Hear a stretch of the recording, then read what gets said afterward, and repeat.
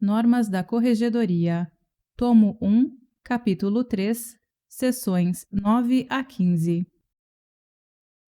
Seção 9. Dos papéis em andamento ou findos.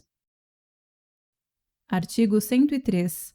Os papéis em andamento ou findos serão bem conservados e, quando for o caso, encadernados, classificados ou catalogados, aplicando-se quanto ao seu descarte o disposto no parágrafo 2º do artigo 74. Seção 10. Das certidões. Artigo 104. A expedição de certidões em breve relatório ou de inteiro teor compete exclusivamente aos ofícios de justiça. Parágrafo 1º. Sempre que possível, as certidões serão expedidas com base nos assentamentos constantes do sistema informatizado, cabendo ao escrivão dar a sua fé pública do que nele constar, ou não admitida de qualquer forma, a consulta aos autos de processos em andamento ou findos, livros ou papéis a seu cargo, caso em que se designará o número e a página do livro ou processo onde se encontra o assentamento. Parágrafo 2º. As certidões serão expedidas no prazo de 5 dias, contados da data do recebimento do respectivo pedido pelo ofício de justiça fornecido ao interessado protocolo de requerimento. Parágrafo 3º. Serão atendidos em 5 dias úteis os pedidos de certidões de objeto e pé formulados pelo correio eletrônico institucional de um ofício de justiça para outro. A certidão será elaborada e encaminhada pelo ofício de justiça diretamente à unidade solicitante. Parágrafo 4º. Se houver necessidade de requisição de autos do arquivo geral, os prazos deste artigo contar-se-ão do recebimento do feito pelo ofício de justiça. Parágrafo 5º. A expedição de certidão de processos que correm em segredo de justiça dependerá de despacho do juiz competente. Artigo 104-A. A requerimento escrito do credor, tratando-se de decisão judicial transitada em julgado, que reconheça a existência de obrigação de pagar quantia certa ou alimentos, expedir-se-á certidão de teor da decisão para fins de protesto extrajudicial, a qual deverá indicar nome, número de inscrição no cadastro do Ministério da Fazenda, no Registro Geral de Identidade ou no Registro Nacional de Estrangeiro e endereço do credor. Nome, número de inscrição no cadastro do Ministério da Fazenda, no Registro Geral de Identidade ou no Registro Nacional de Estrangeiro e endereço do devedor. Número do processo judicial. O valor da dívida. Data em que, após intimação do executado, decorreu o prazo legal para pagamento voluntário. Parágrafo 1º. As certidões serão expedidas no prazo de 3 dias, contados da data do recebimento do respectivo pedido pelo ofício de justiça. Parágrafo 2º. A expedição de certidão de processos que correm em segredo de justiça dependerá de despacho do juiz competente. Parágrafo 3º. Em todos os casos, a certidão será levada a protesto sob a responsabilidade do credor. Parágrafo 4º. A requerimento do executado, o protesto será cancelado por determinação do juiz, mediante ofício a ser expedido ao cartório, no prazo de 3 dias, contado da data de protocolo do requerimento, desde que comprovada a satisfação integral da obrigação. Parágrafo 5º.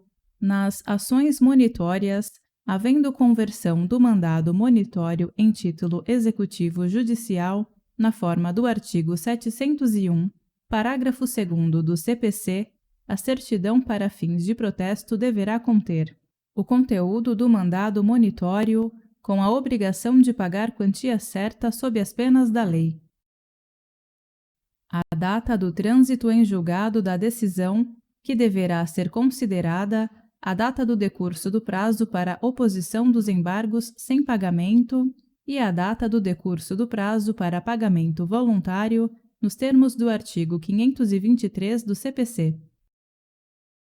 Seção 11. Dos mandados. Artigo 105. Constarão de todos os mandados expedidos o número do respectivo processo, o número de ordem de carga correspondente registrada no livro próprio. O seguinte texto ao pé do instrumento. É vedado ao oficial de justiça o recebimento de qualquer numerário diretamente da parte. A identificação do oficial de justiça, no desempenho de suas funções, será feita mediante apresentação de carteira funcional, obrigatória em todas as diligências. Parágrafo 1º. Nos mandados em geral constarão todos os endereços dos destinatários da ordem judicial declinados ou existentes nos autos, inclusive do local de trabalho. Parágrafo 2º. Aos mandados e contramandados de prisão e alvarás de soltura aplicam-se as disposições constantes na seção 12 do capítulo 4 no que couberem. Artigo 106. Na hipótese do mandado anterior não consignar elementos essenciais para o cumprimento da nova diligência, será dispensado o seu desentranhamento e aditamento, expedindo-se novo mandado. Artigo 107. Os mandados serão entregues ou encaminhados aos encarregados das diligências mediante a respectiva carga. Artigo 108.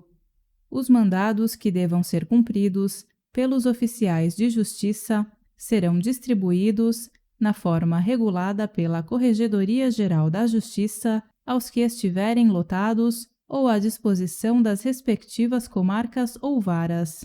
Parágrafo único.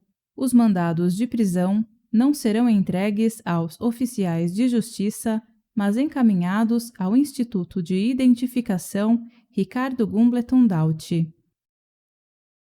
Artigo 109.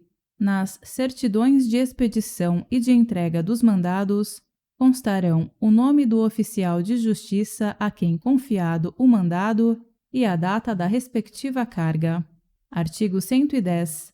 Mensalmente, o escrivão relacionará os mandados em poder dos oficiais de justiça, além dos prazos legais ou fixados, comunicando ao juiz corregedor permanente para as providências cabíveis.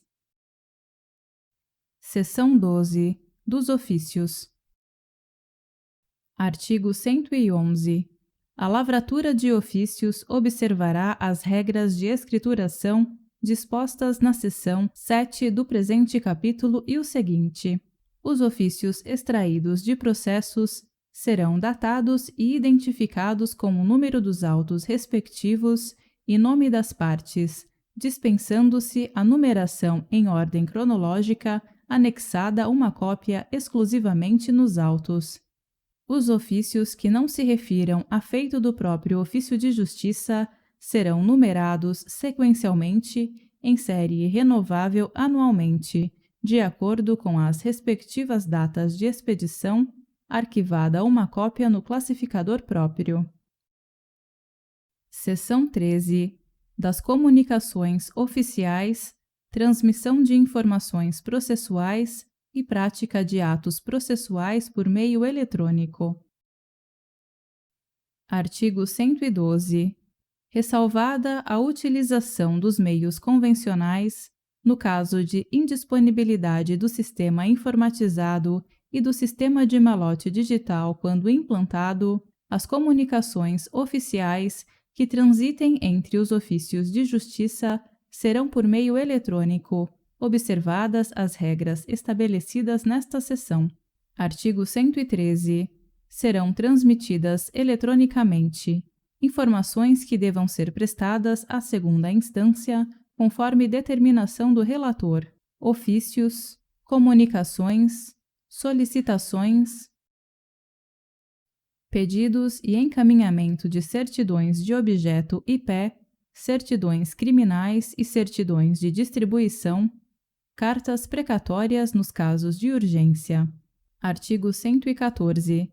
A transmissão eletrônica de informações e documentos será realizada por dirigente, escrivão judicial, chefe de seção e escrevente técnico judiciário. Artigo 115. O remetente da comunicação eletrônica deverá utilizar seu correio eletrônico institucional e não o da unidade em que lotado para enviar a mensagem, preencher o campo para com o endereço eletrônico da unidade destinatária e o campo assunto com o número do processo e a especificação de uma hipótese do artigo 113. Digitar no corpo do texto da mensagem eletrônica os dados do processo, número, unidade judiciária, comarca e partes, e o endereço do correio eletrônico institucional da unidade em que lotado. Juntar aos autos cópia da mensagem eletrônica enviada, dispensadas a impressão e a juntada de anexos que consistirem em peças do processo, ou, quando a mensagem não se referir a feito do próprio ofício de justiça, arquivá-la no classificador correspondente. Anexar à mensagem os documentos necessários no padrão PDF e sem restrição de impressão ou salvamento. Selecionar as opções de confirmação de entrega e de confirmação de leitura da mensagem. Assinar a mensagem com seu certificado digital. Imprimir os comprovantes de confirmação de entrega e de leitura para juntada aos autos assim que recebê-los. Inserir no sistema informatizado de andamento processual a informação de envio da mensagem eletrônica. Artigo 116. O ofício de justiça que receber a mensagem deverá expedir eletronicamente as informações de entrega e de leitura da mensagem que valerão como protocolo, imprimir a mensagem, bem como os eventuais anexos para juntada aos autos do processo ou arquivamento em classificador próprio, se for o caso. Inserir no sistema informatizado de andamento processual a informação de recebimento da mensagem eletrônica, se for o caso. Promover a conclusão no prazo legal, quando a mensagem se referir a providências a cargo do juiz. Encaminhar eletronicamente a mensagem, no mesmo prazo da conclusão, ao correio eletrônico institucional do juiz, se este assim o determinar, ou ao correio eletrônico institucional do funcionário, a quem couber o envio da resposta. Artigo 117. A resposta aos e-mails deverá ser dada eletronicamente, cabendo ao juiz a quem a mensagem houver sido encaminhada nos termos do inciso 4 do artigo 116, ou ao funcionário encarregado do envio da resposta, preencher no campo para o endereço do correio eletrônico da unidade cartorária do remetente da mensagem original. Artigo 118. Na ausência da expedição de confirmação de entrega e leitura pelo destinatário da mensagem, presumir-se-ão recebidas e lidas as mensagens no primeiro dia útil subsequente ao do envio. Parágrafo único.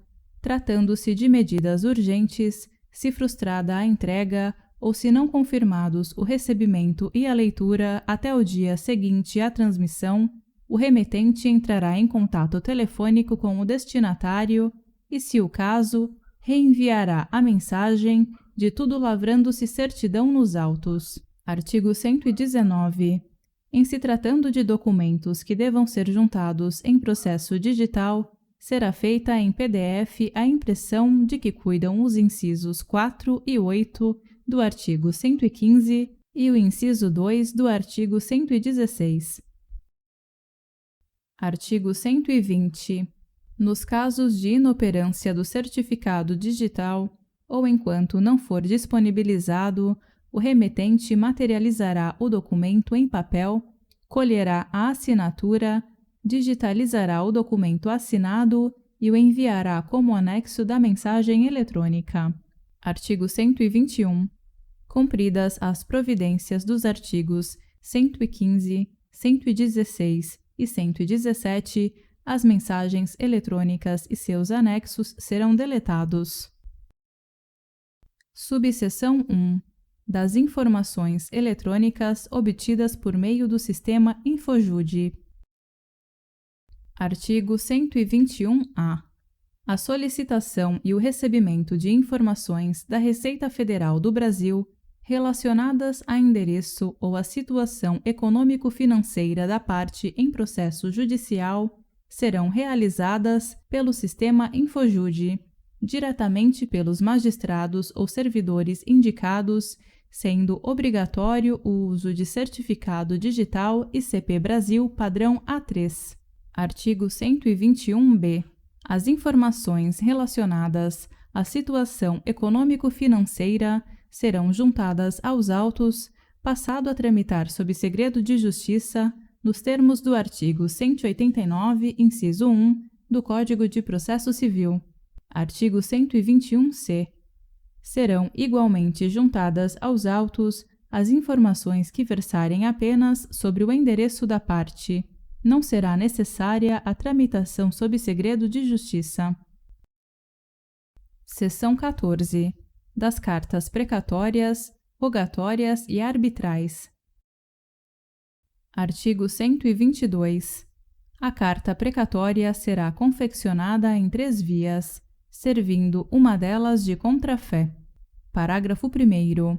O pagamento de taxa judiciária devida em razão do cumprimento deverá ser demonstrado até o momento da distribuição, mediante a juntada da primeira via original do respectivo comprovante de recolhimento. Parágrafo 2º. Quando o ato deprecado for a citação, será instruída com tantas cópias da petição inicial quantas sejam as pessoas a citar. Parágrafo 3º. Exclusivamente em matéria criminal e de infância e juventude, para atos infracionais, se a ordem judicial puder ser cumprida na forma remota, o ato não será deprecado, salvo na hipótese de tentativa frustrada de cumprimento remoto ou na hipótese do artigo 995, parágrafo 10, NS-CGJ. Não se aplica esta vedação aos atos de matéria civil e àqueles a serem cumpridos em outro estado da federação ou por outro tribunal, e também aos atos que devam ser cumpridos presencialmente para viabilizar ato posterior remoto, por exemplo, intimação presencial de testemunha que será ouvida remotamente em teleaudiência. Artigo 123. Constatado que o ato pode ser cumprido em endereço de jurisdição diversa daquela constante da carta precatória, ou ainda que o endereço originário pertence a outra jurisdição, deverá o juízo deprecado encaminhá-la ao juízo competente, comunicando tal fato ao juiz deprecante. Artigo 124. O juízo deprecado devolverá a carta precatória, independentemente de cumprimento, quando não devidamente instruída e não houver regularização no prazo determinado. Artigo 125. As cartas precatórias não serão autuadas, servindo os encartes remetidos pelo juízo deprecante como face das mesmas, sobre os quais o ofício de justiça deprecado afixará a etiqueta adesiva remetida pelo ofício do distribuidor, que servirá de identificação das partes e da natureza do feito, cuidando também anotar no auto, à direita, o número do processo. Artigo 126. As cartas precatórias, quando possível, servirão como mandado. Artigo 127. Não atendidos pedidos de informações sobre o cumprimento do ato, cumprirá ao ofício de justiça do juízo deprecante reiterar a solicitação e estabelecer contato telefônico com o escrivão do juízo deprecado, de tudo certificando nos autos. Parágrafo único. Em caso de inércia, os autos serão conclusos ao juiz do feito para as providências cabíveis. Artigo 128. É permitida a retirada da carta cumprida junto ao juízo deprecado para a entrega ao juízo deprecante, desde que nela conste o nome do advogado da parte que tiver interesse no cumprimento do ato, com o número da respectiva inscrição na Ordem dos Advogados do Brasil. Artigo 129. Ao retornar cumprida a precatória, o escrivão judicial juntará aos autos principais apenas as peças essenciais imprescindíveis à compreensão das diligências realizadas no juízo deprecado, especialmente as certidões de lavra dos oficiais de justiça e os termos do que foi deprecado, salvo determinação judicial em contrário. Artigo 130. Havendo urgência, transmitir-se-á a carta precatória por facsímile, telegrama, telefone, radiograma ou correio eletrônico, observando-se as cautelas previstas nos artigos 264 e 265 do Código de Processo Civil e nos artigos 354 e 356 do Código de Processo Penal. Parágrafo único. A via original da carta não será encaminhada ao juízo deprecado. Será encartada aos autos, juntamente com a certidão de sua transmissão, tão logo ocorra o pedido de confirmação de seu teor por parte do juízo destinatário. Artigo 131. As cartas rogatórias cíveis e criminais serão expedidas conforme o procedimento, modelos e formulários aprovados e divulgados pela Corregedoria Geral da Justiça no sítio do Tribunal de Justiça na internet. Seção 15. Das intimações. Artigo 132. A intimação dos atos e termos do processo ou de expediente administrativo far-se-á sempre que possível por meio eletrônico e mediante publicação no Diário da Justiça eletrônico. Parágrafo único. É vedado ao servidor dos ofícios de justiça prestar informações por telefone aos advogados, aos membros do Ministério Público, às partes e ao público em geral acerca dos atos e termos do processo. Artigo 133. Os despachos, decisões interlocutórias e sentenças devem ser encaminhados à publicação no Diário da Justiça eletrônico dentro do prazo máximo de 3 dias, a contar da devolução dos autos em cartório. Parágrafo único. O mesmo prazo deverá ser observado para fins de cumprimento da intimação por meio eletrônico. Artigo 134. As intimações de atos ordinatórios, despachos, decisões interlocutórias e sentenças, qualquer que seja o meio empregado, consumar-se-ão de maneira objetiva e precisa, sem ambiguidades e omissões, e conterão o número dos autos, o objeto do processo, segundo a tabela vigente, e o nome das partes, o resumo ou transcrição daquilo que deva ser dado conhecimento, suficientes para o entendimento dos respectivos conteúdos, o nome dos advogados das partes, com o número de suas respectivas inscrições na Ordem dos Advogados do Brasil. Artigo 135. Nas intimações pela imprensa, quando qualquer das partes estiver representada nos autos por mais de um advogado, o ofício de justiça fará constar o nome de qualquer subscritor da petição inicial, da contestação ou da primeira intervenção nos autos, com o número da respectiva inscrição na Ordem dos Advogados do Brasil, a não ser que a parte indique outro, ou no máximo 2 nomes, ou indique o nome da sociedade de advogados a que seu advogado pertença. As decisões interlocutórias e sentenças serão publicadas somente na sua parte dispositiva. Os atos ordinatórios e despachos de mero expediente serão transcritos ou resumidos com os elementos necessários à explicitação do conteúdo da ordem judicial, quem e sobre o que se deve manifestar, ter ciência, providenciar, etc. Parágrafo único. Será publicada apenas a parte dispositiva das decisões proferidas em procedimentos de natureza disciplinar ou em processos de dúvida, podendo o Corregedor-Geral da Justiça, se entender necessário, determinar a sua publicação integral após o trânsito em julgado. Artigo 136. A publicação omissa em relação aos requisitos constantes dos artigos 134 e 135 e que cause efetivo prejuízo a qualquer das partes, será considerada nula. Artigo 137. Quando ocorrer erro ou omissão de elemento indispensável na publicação, independentemente de despacho ou de reclamação da parte, proceder-se-á imediatamente à retificação e nova publicação, encartando-se aos autos cópia do ato incorretamente publicado. Artigo 138. Da publicação no Diário da Justiça eletrônico, a respeito de processos sujeitos ao segredo de justiça, constarão as iniciais das partes. Artigo 139.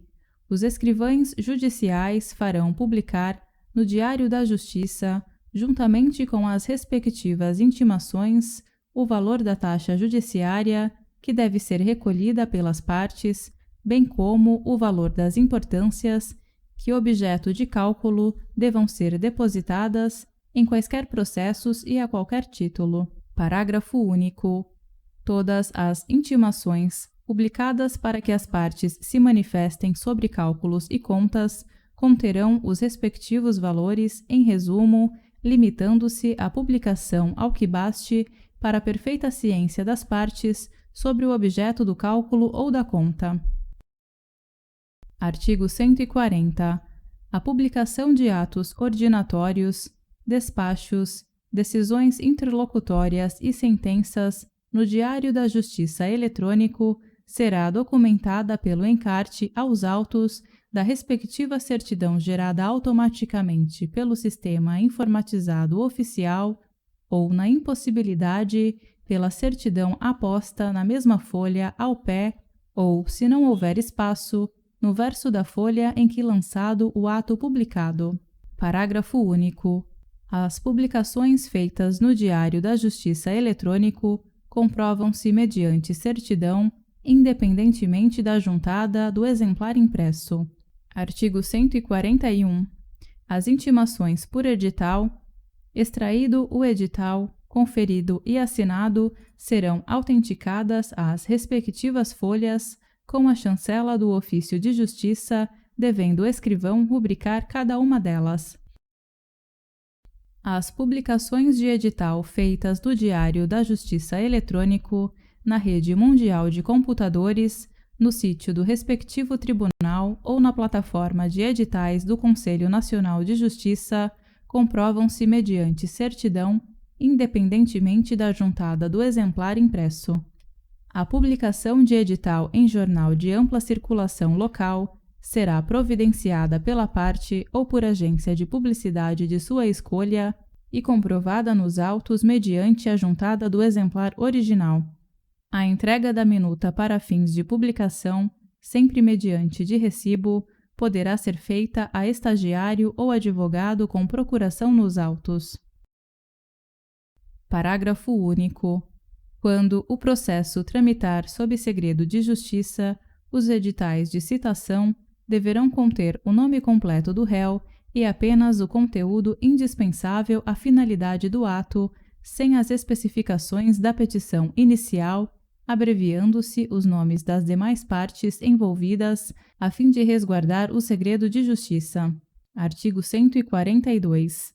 Caberá aos escrivães judiciais velar pelo adequado cumprimento das normas atinentes às publicações ou às intimações por carta, conferindo diariamente seu teor, sem prejuízo da fiscalização ordinária dos juízes corregedores permanentes.